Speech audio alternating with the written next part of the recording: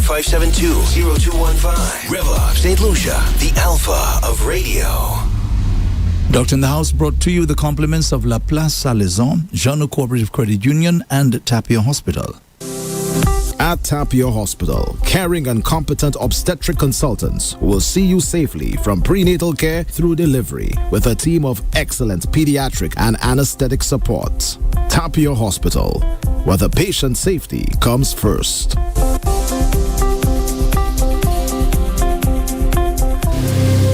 In the heart of St. Lucia, where mountains meet the sea, there's a story of resilience, community, and a promise kept for over 50 years. Jeanne Credit Union has been a pillar of support and a friend.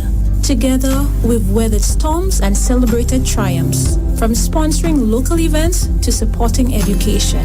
Our motto, together we can move mountains, isn't just words. It's a commitment to unity, progress, and shared success. Feel the pride, the belonging, and the warmth of a financial partner that cares. Join us and be part of something extraordinary. It's delicious. La Place Salaison is the true home of quality meat and deli products, selected and priced to suit every palate and pocket. We sell all cuts of meat, poultry and fish, from tasty lamb necks and succulent pork chops to lean dolphin and juicy top round steaks. Our deli items include turkey, ham, bacon, pork sausages, meat patties, chicken nuggets, deli ham and eggs, so that breakfast or that party is a breeze. And for your added convenience, we sell restaurant essentials and grocery items. So where's your next meal coming from? La Place Salaison, of course. La Place Salaison, Castries, Groselet, Beaufort, and Soufrière. It's delicious. It's now time for Doctor in the House with Dr. Leonard Surage, live on REV-UP St. Lucia. Dr. Surage, a very good evening to you. Thank you, Andre, and thank you for having me here. First of all, I need to make an apology for coming in late. Traffic was horrendously bad, but the worst I've ever seen it. So I was bumper to bumper from Tapio Hospital to here. Mm-hmm. I heard. Yeah, it has been like that. I've heard about it, but never had to deal with it. But I'm here, and we'll continue. I have a particular topic I would like to discuss today, and that is to do with pediatric ENT emergencies. A bit of research was carried out looking at a 10-year, and the name of the research was A Decade of ENT Surgery in St. Lucia. That was like 2009 to 2019. There was an English lady who came in. I was the only ENT at that time, so I suppose I can be responsible for whatever you see there. So they were saying that they had looked at 1,558 operations being done, in which 41% of the ENT operations were children. So almost half of these operations were children. A variety of different kind of operation was done, some more familiar than others. But there were also quite a large number of emergencies. And I'll just ponder a little bit and tell you about the emergencies that were done.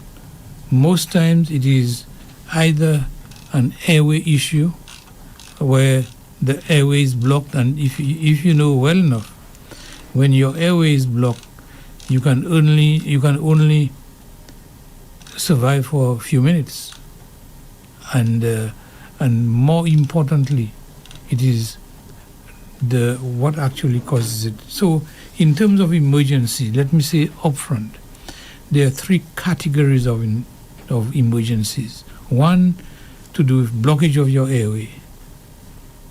Secondly, it's to do with foreign bodies. And thirdly, deals with severe infection. Foreign body is anything that is foreign to your body. And so therefore, anything that doesn't belong, except what I find strange, they call wax a foreign body, but wax is manufactured by yourself. So yeah, the emergencies can be very dire emergencies. For example, what they call critical emergencies. These you only have a few hours or minutes to live because the airway is blocked. And usually these are, for children purposes, these would have been inhaling things that get stuck in the upper airway. Not small things, but big things, big enough to block the entire airway. When I say the airway, I mean the windpipe. So generally, the windpipe has a little flap that covers it called the epiglottis. So when you are swallowing, that epiglottis covers the windpipe, and the food actually, or the water, goes into your swallowing tube called the esophagus. However, if you have something that is slippery, slimy, and of the right size, it may end up blocking the windpipe. And when these issues arise, the patient usually is very panicky, and they begin to turn blue just under your eyes. One of the maneuvers that can do, and you've heard it said before, that people in a restaurant, they're eating, and somebody develops blockage, the food gets stuck there, and they do what we call a Heimlich's maneuver. It is something to know about, because it is one of the first aid thing you can do if somebody you think is choking on a bolus of food or something else. So basically you go behind the person, make a fist, and take your other hand to hold that fist, and the two hands will be resting between the belly button and the pit of the stomach. You know what that is, with the two bones. Yeah, and then you give a big push up several times to see if you can. The idea behind that is to squeeze the belly, that will squeeze the diaphragm, that will squeeze the lung and push the thing out. And I've heard cases where it actually have saved lives. So it's called the Heimlich's maneuver, Heimlich. But I would imagine whoever's doing this maneuver has to know what they're doing, huh? Well, because they could make it worse, not right? Very simple, but doing nothing is worse. So basically, as I said before, you go behind the person, so the person is in front of you. Make a fist, and take the other hand, hold the fist, and these two masses you have, your two fists, rested between the umbilicus, which is the belly button, and the pit of the stomach, which is where the chest cage split into two. And then you just press hard for jerky movements to see if you can create enough pressure to transmit from the stomach to the diaphragm, to the lungs, and push it out. People have choke on dumplings and so that is one of the dire emergencies. You can get other emergencies like bleeding from trauma. The nose bleeds a lot, and nosebleed can cause a lot of issues. If you have injury to the neck, I have seen adults who have had bullet wounds or cuts in the neck and cut the vein that is supplying the main arteries, and that's a dire emergency. So these people, when you see that, you have to call 911 up front and get some assistance in that. Aspiration of foreign body. Now, there are some things that you will inhale, not big enough to block the entire airway, but big enough to obstruct. Especially things like peanuts, either a whole nut, half a nut, or a portion of it.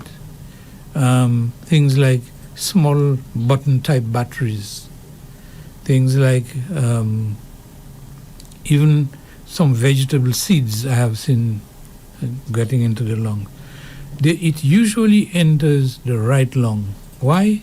Because the right lung is straighter than the left. So when you have the windpipe, and then as it gets into your chest, it splits into two, called main stem bronchus, left and right. The left is almost at an angle, right angle.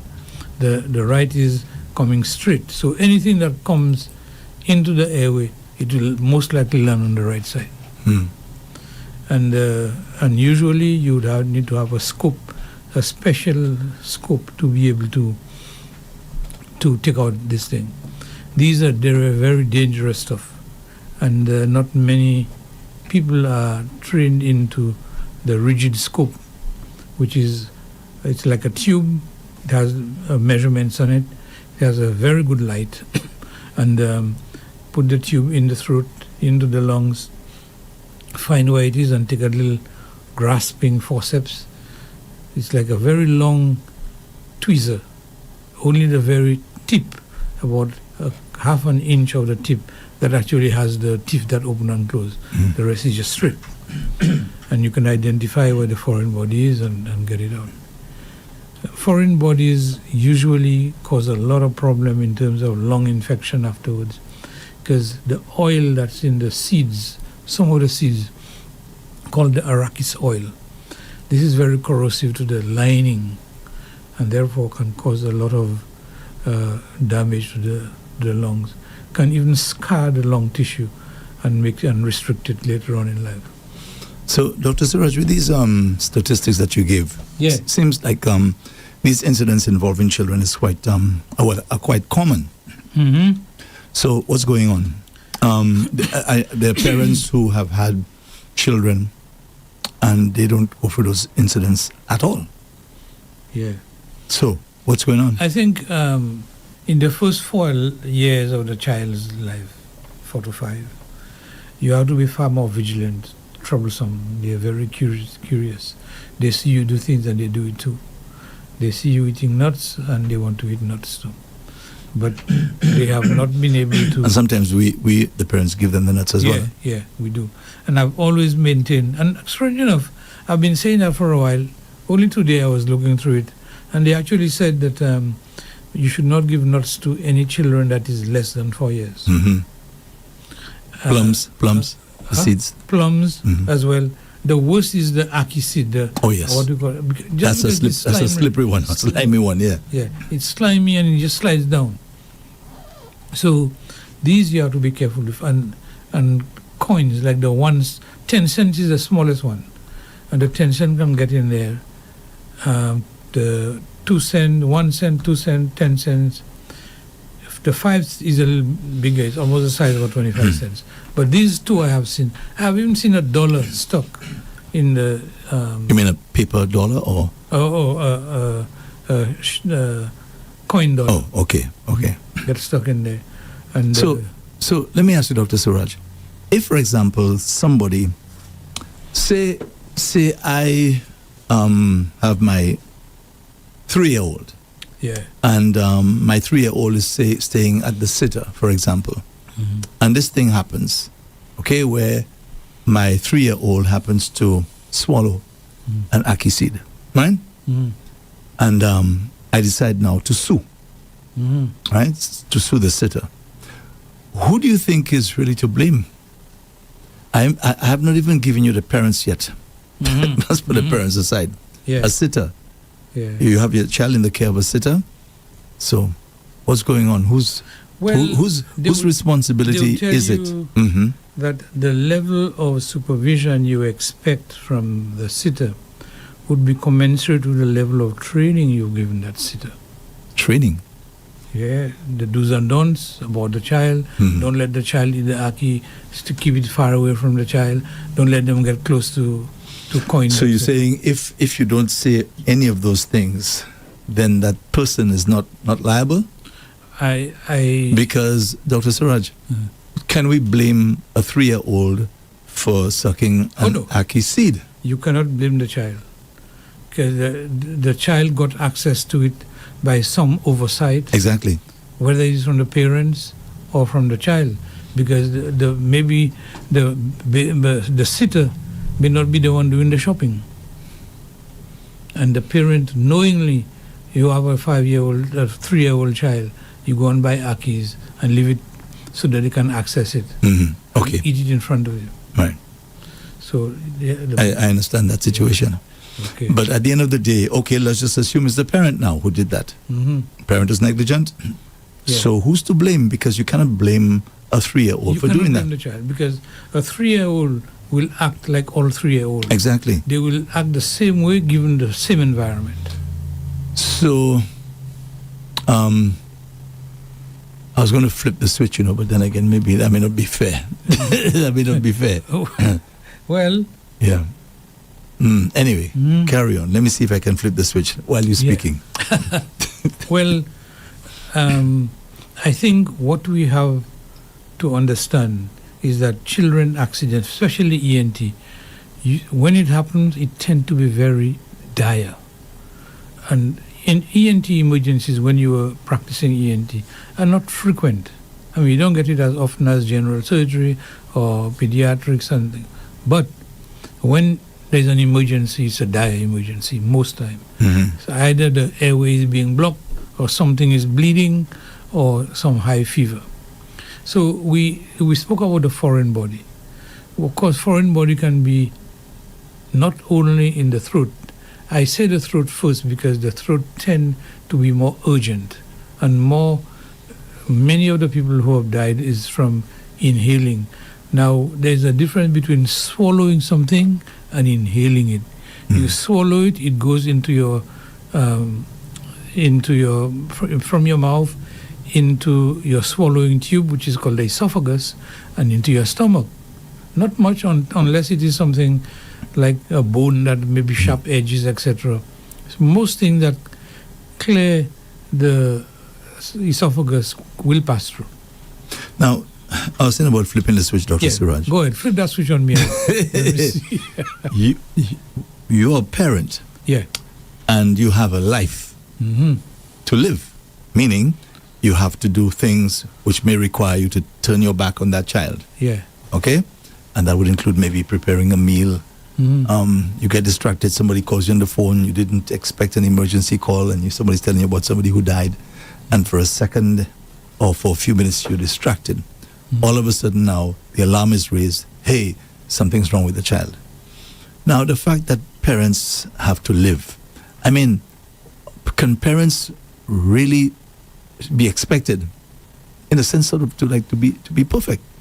Because as a human being, you're gonna make a mistake, you will forget, you will be less observant, that sort of thing. So the fact that you cannot blame a 3-year-old for swallowing an ackee seed, really, to me, it sounds like the onus is really on the parent to always be vigilant. But is that fair? I think it is expected of the parent. As to what is fair and what is not fair, I think once you have made up your mind to bring a child onto this earth, there are responsibilities that you must have. We've mentioned a few things before, but it is not about just having a child and feed them with clothing and shoes, clothing and food. It is working with them, making them understand danger, making them understand, reason out with them. And you'll find that the more neglected your child is, the more they get into these things. There are some children that totally well behaved, etc., because they have less fear, they have less trepidation, and they have less anticipation of punishment. And you find that they're not going to try something when you're not looking. They would just know the limits more than some children. So does that mean involve constant lecturing to the child? No, warnings? Well, you tell the child basically what they could do, what they should do, and what they should not. And at the same time, you do not tempt them by whatever you say, go and expose these things to the child. The child will be naturally curious, and it's their curiosity that gives them a fighting chance in society when they grow bigger. Because, there's a certain stage, Dr. Surage, with the children, like they think with their mouth. Everything just goes in there, everything. Yeah. And so you have to be like a... In fact, the smaller children, they have this reflex that anything you put in the hand goes straight in the mouth. Yes. They don't even think. They can't even think yet. Yes. It just happened. This is a natural reflex that children have. So, anything they find. as a parent, I mean, you really have to be on your P's and Q's. Because at that moment, that there's a certain time of their life that this is just how they seem to behave. Usually the first few years of the child's life, you really have to devote a lot of attention. And unless you do that, the chances of getting an accident, a home accident, will happen. And we've spoken about home accidents before. But I think that whereas the parents need to have a life of their own, I think they all must understand that you have to provide adequate vigilance for your child at whatever, and the level of vigilance will vary depending on the age of the child. From the time they start crawling, they will start getting into trouble. Yes. So I'd be curious to know, Dr. Surage, and maybe our listeners and viewers as well, to know from your experience, when a child is brought to you at your office because he or she has swallowed an ackee seed, what are some of the stories that you hear as to how these things happened from the parents? The parent would say, well, I didn't know the child would do that, and I just left they didn't even consider not putting it outside the reach of the child. And of course, they could have just bought the ackee, put it there. Maybe a bigger child, 4 years, 5 years, would have been eating the ackee and not being completely oblivious. And more important, eating the ackee while they are being distracted or doing other things and not concentrating on what they have in their mouth. And that is many other times. Right? I gave you a story about some hairdresser, seamstress. She normally have pins and put a pin in your mouth. Yes. Yeah. So the little child saw that and had about 5 pins in his mouth and sitting on a ledge, and somebody startled him, and he went, oh gosh, inhaled about 3 of the pins. Wow. And to find a pin in somebody's lungs is hard. The mucus look like a pin. Anything else can look like a pin, and the pin could be head on. You don't see it. If it's across the bronchus, you'll see it. But if it is, and sometimes when you hold it, you're not too sure which is the sharp side and which is the dull side. If you're going to hold it midway and pull it, it can easily tear some of the tissue as well.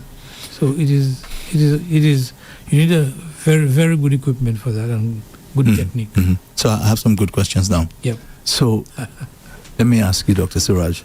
A child has swallowed something, some object or something. Take us into... Inhale. Okay. Inhale, swallow, right? No, swallow is in... So if it's swallow, it's not going to cause any problem. You will just not be able to swallow anything else. Okay, it is blocking.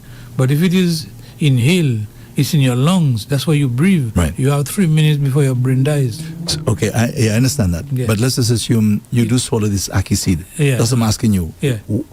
What happens? Does the child go sort of unconscious or anything like that? Yeah, if the child's airway is blocked, right, the child will try to cough, make violent action, and begin to turn blue. Deoxygenation. And the child will faint and may struggle a bit and pass out. Now, pass out, meaning there's just maybe some life there. Yeah. Right. So, now, what should a parent do at that point in time? You spoke about this. Heimlich maneuver. But let's just assume, worst case scenario, the parent doesn't know how to administer this. Administer that, yeah. Yeah, right. What do you suggest? Do you suggest you call an ambulance, right? And do you suggest... First thing, 911, ambulance. Very first thing. Now, that is true. But the ambulance may be busy. Take a long time. Take a long time to come. That sort of thing. So what is a parent? What would be the best course of action if you don't have a vehicle for yourself, your own vehicle? So you can't just board them on and take them away. Right.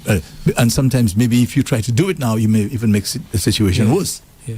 So the other thing you can do is to give chest compression, like the same way you try to resuscitate children or adults when you do the basic life support thing, where you press on the chest about 5 times and try and make them try and blow air in the mouth and pump again. You don't really have to do the blowing of the air because no air is going through.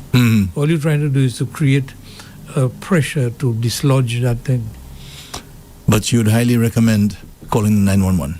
Oh yeah, that is your first. And if for we have a call, by the way, but if for some reason that ambulance is delayed, and maybe you have your own vehicle. Yeah, you put your child in the vehicle and try and hit casualty as fast as you can. Okay, we have a call. Yes, this is Doctor in the House, live on REV-UP St. Lucia with Dr. Leonard Surage. Hey, good evening, Andre. Good evening, Doc. Good evening, sir. Good to hear you. Accepting my call. You're welcome. Okay, Doc, I have 3 kind of questions for you. Doc, yeah. When You flipping the switch on me now. Let's go. 5 years or 6 years. You used to hear the parents say, look, while eating, you mustn't talk because the food will pass through your nostril. Is that true? Yeah. When you are talking, and which is breathing and talking, because for you to talk, air must go in the lungs, and on the way out, the air generate voice. While you're doing that, if you have food in your mouth and you're breathing, then you're like some of it might likely to spill into your lungs. So you shouldn't be eating and talking. Well, as children, adults you can manage that. Oh, okay. Adults you can manage that. You can be not necessarily food in your mouth, although some people do it. But between chewing and swallowing, you can talk. Okay. But many of the things have happened when they're talking and breathing at the same time. Because the swallowing act, part of it is complete cutting off of the breathing when you're going to swallow. Okay. Yeah. Okay. You are the second and third. What? Yeah. What really happened when I say like a child? I mean, it's the object is in the child's mouth. What really happened instead of the object goes through the gullet or the esophagus to the stomach, and it goes through the windpipe? What really happened there? Actually, when I was small, I was worried about eating and drinking at the same time, like when you're eating your food, drink, because I felt that the food goes one way, the water goes one way. How will this thing will mix up in my stomach? I was like 5, 6, 7, and that was my thinking on it. But yes, so when the food is in your mouth, you're chewing it, right? You chew it, and so forth. When it's time to swallow, several things happen. And listen to me carefully while I let you know. First of all, you have a mental desire to swallow, so you're going to swallow, right? Yeah. The swallowing has 2 parts, a conscious part and an automatic part.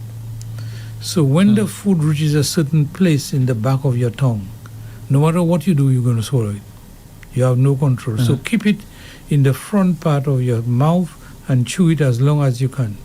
And when the act of swallowing is initiated, it starts with the conscious part, whereby the palate go and stick in the back of the throat to prevent anything from going to the nose. That's 1, okay? 2, the tongue presses on the food and on the palate, and since the nose is blocked, the back of the nose is blocked, the food have no choice but to go down. The esophagus? In the esophagus. The esophagus has 2 valves, one in the top, upper, and one in the bottom, lower. The one in the top is connected to the mouth. The one below is connected to the stomach. You with me so far? Yeah. Okay. So when you're going to swallow, that food will will be, the tongue presses it on the palate. The palate is shut in the back, so nothing goes into your nose. The food has no choice but to go down. During that time, the top valve of the throat, of the esophagus, is normally shut tight. But as soon as this happens, it opens. When it opens, there is a flap behind the tongue that covers the windpipe, called the epiglottis. All this thing happening in swallowing, and that millisecond you're swallowing.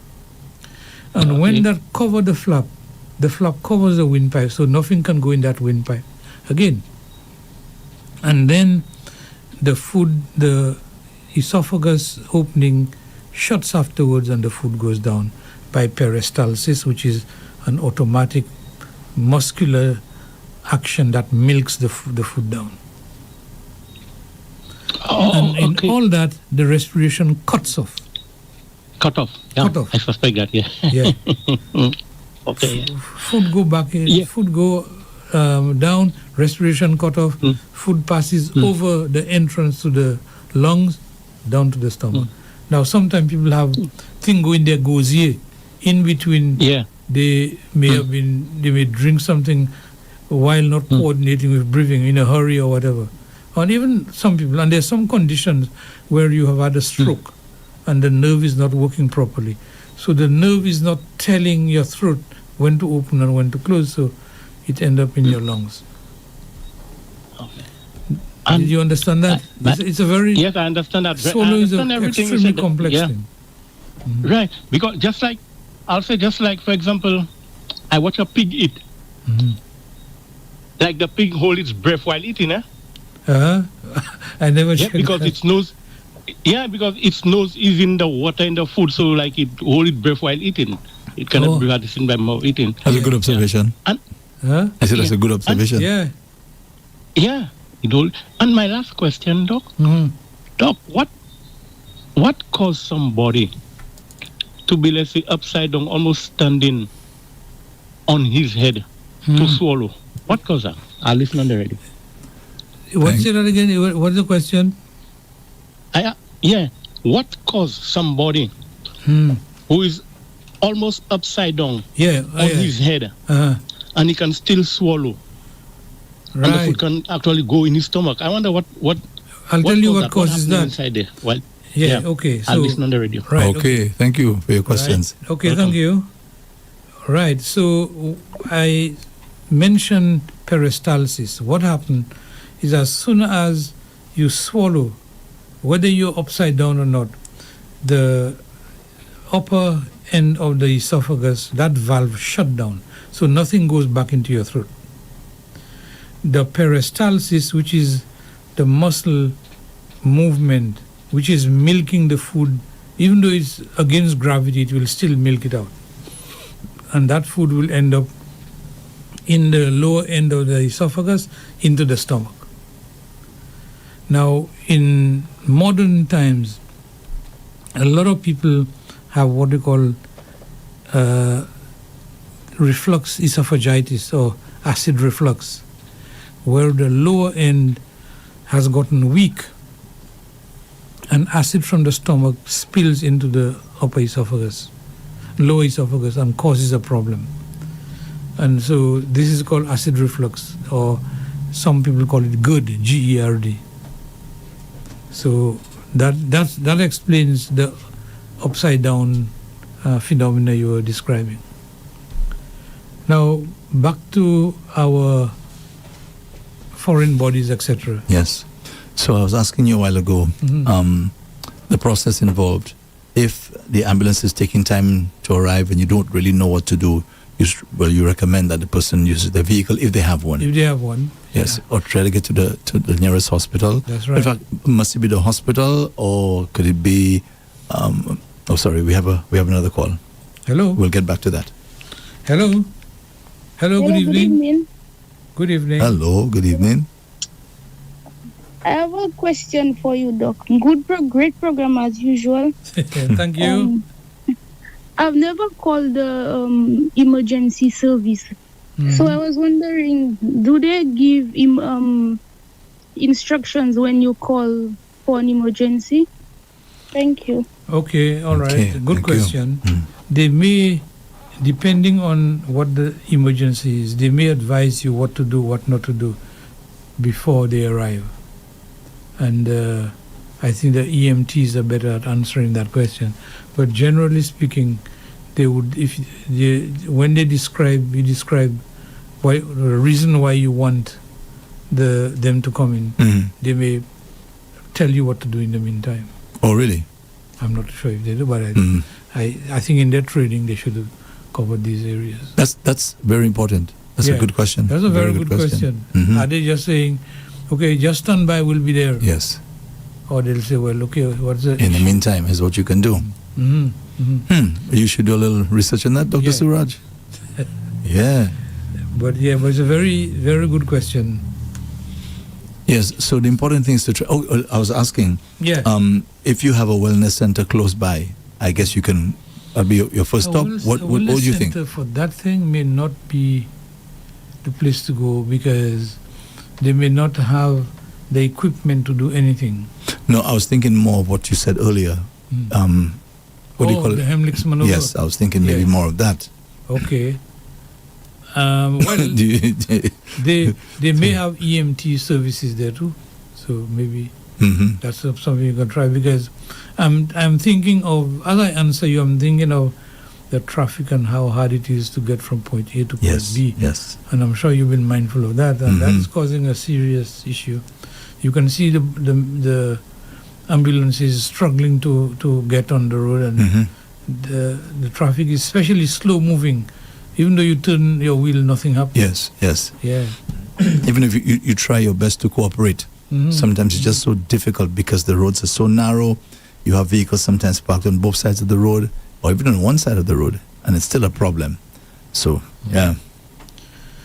So, the other emergencies you can have is thing getting stuck in the nose. Now, more things get stuck in the nose than you'd think.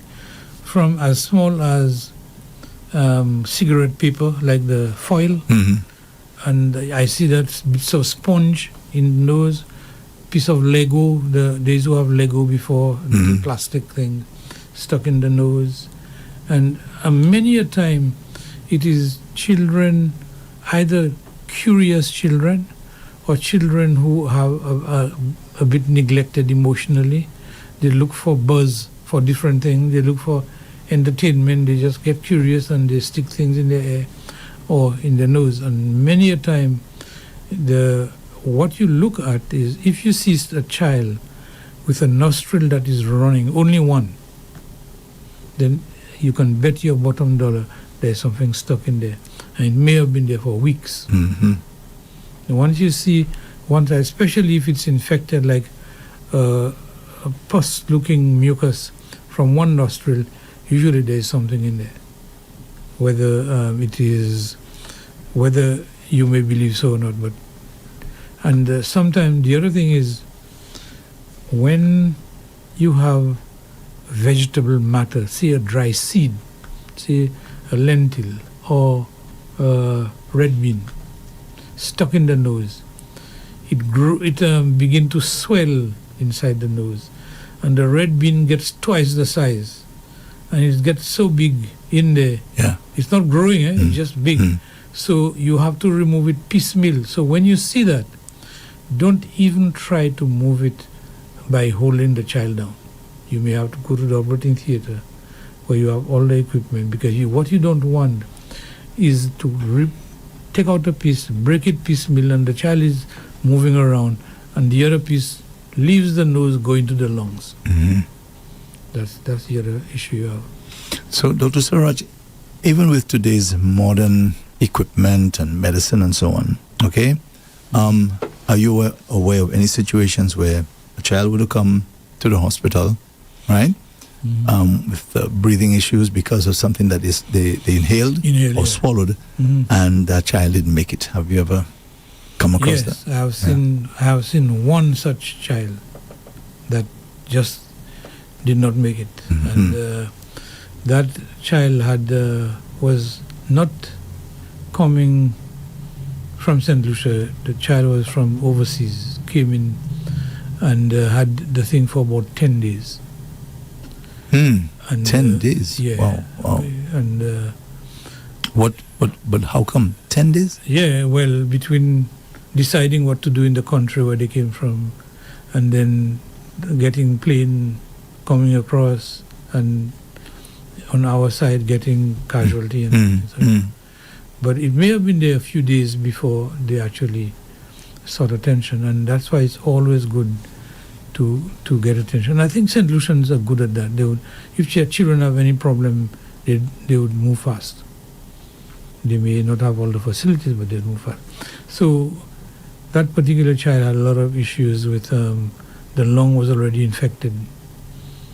And because, see, when you have something blocking the part of the lungs, say you have two lungs, right? And the lungs have different segments. So if the foreign body blocks a segment, that part is not breathing anymore. The air is in there, trapped.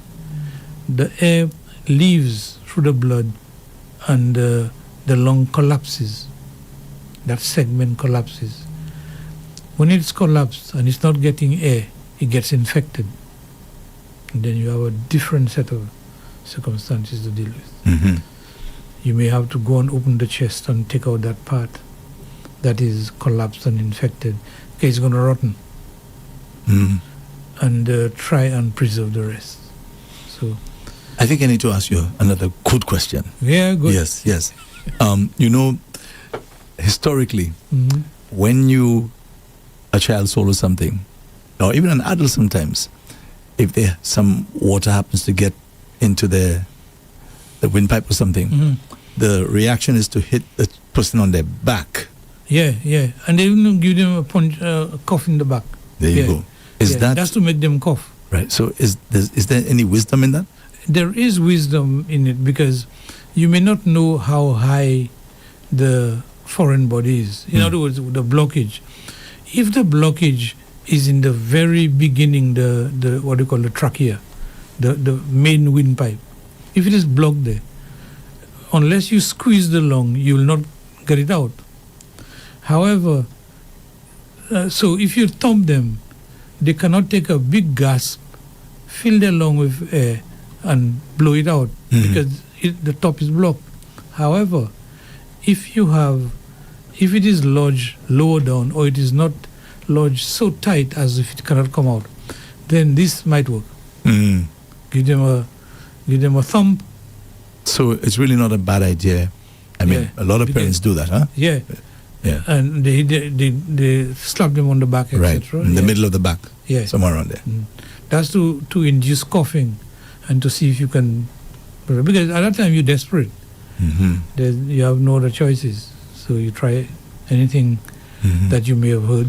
Is there a certain amount of pressure you're supposed to put in that hitting? Yeah, well, depending on where the foreign body is, enough to squeeze to generate a cough reflex, and they'll go and maybe take it out. That may help. Yeah, if God is on their side. I guess so. Yeah, these are really, really scary situations. They're not happening often, but it's always good to have some kind of idea how to deal with these things. Just in case. And I see you looking at your clock. Are you want to get a break? Yes. Okay. All right. Yes. So unfortunately, we have to. Are we winding up now? Yes, we need to. Okay. Yes. So, well, I had so much more to talk about, and we never even talk about abscess. Maybe I can spend 30 seconds and talk about abscess. People have tonsils and they have tonsillitis, inflammation of the tonsil. When you get recurrent tonsillitis, sometimes the infection of the tonsil may leave the tonsil itself and end in the throat. It's called a tonsil abscess. It's even called, the real name is peritonsillar abscess. Peri means around, like in perimeter. So it's an abscess around the tonsil, which is in the deeper part of the tonsil. Usually when you have that, it pains, you get air pain, you get fever, you drool as it goes because you can't swallow. And they would have given you antibiotics a few days, it didn't work. So you have a situation where antibiotics not working, you have pain, you're getting worse, you're drooling, you have to go to hospital because antibiotics by vein might be your only redress. Otherwise, they have to drain that abscess. And if you didn't drain that abscess, you may be lucky and it burst inside your mouth, inside the tonsil, and you spit it out. But a case can arise where it tracked down into your chest among the tissue planes and give you a ton of problem afterward. So you have to go and open the chest or open the neck deep in to get to it. So tonsil, that's called a peritonsillar abscess or quinsy. So I just want to throw that one in so we find that not all tonsils can be treated lightly. Okay, well, thank you very listeners and callers for participating in that short version of our program. As I said, I was delayed for a few minutes, for about 20 minutes or so. So I wish to thank you all for listening to the program, and next week, same time, I'll be here again. And Andre, thank you very much for having me. Yes, and thank you very much for your service, Dr. Surage. Have yourself a good night. And you, our listeners and viewers as well, wishing you a safe night. You can join me tomorrow morning at 5 o'clock, God willing, for Wake Up and Live. So this has been Doctor in the House with Dr. Leonard Surage, heard and seen on REV-UP St. Lucia every Tuesday from 6 p.m. to 7 p.m. And the program is brought to you with the compliments of La Place Salaison, Jeannot Cooperative Credit Union, and Tapillon Hospital.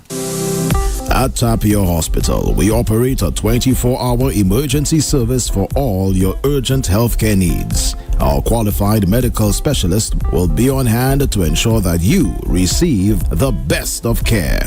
Call us at 459-2617. Tapio Hospital, where the patient's safety comes first. In the heart of St. Lucia, where mountains meet the sea, there's a story of resilience, community, and a promise kept for over 50 years. Jeannot Credit Union has been a pillar of support and a friend. Together, we've weathered storms and celebrated triumphs, from sponsoring local events to supporting education. Our motto, together we can move mountains, isn't just words. It's a commitment to unity, progress, and shared success. Feel the pride, the belonging, and the warmth of a financial partner that cares. Join us and be part of something extraordinary. It's delicious. La Place Salaison is the true home of quality meat and deli products, selected and priced to suit every palate and pocket. We sell all cuts of meat, poultry and fish, from tasty lamb necks and succulent pork chops to lean dolphin and juicy top round steaks. Our deli items include turkey, ham, bacon, pork sausages, meat patties, chicken nuggets, deli ham and eggs, so that breakfast or that party is a breeze. And for your added convenience, we sell restaurant essentials and grocery items. So where's your next meal coming from? La Place Salaison, of course. La Place Salaison, Castries, Rosalie, Beaufort, and Soufrière. It's delicious. Join Dr. Leonard Surage on REV-UP St. Lucia Tuesdays from 6 p.m. to 7 p.m. for Doctor in the House. This 1 hour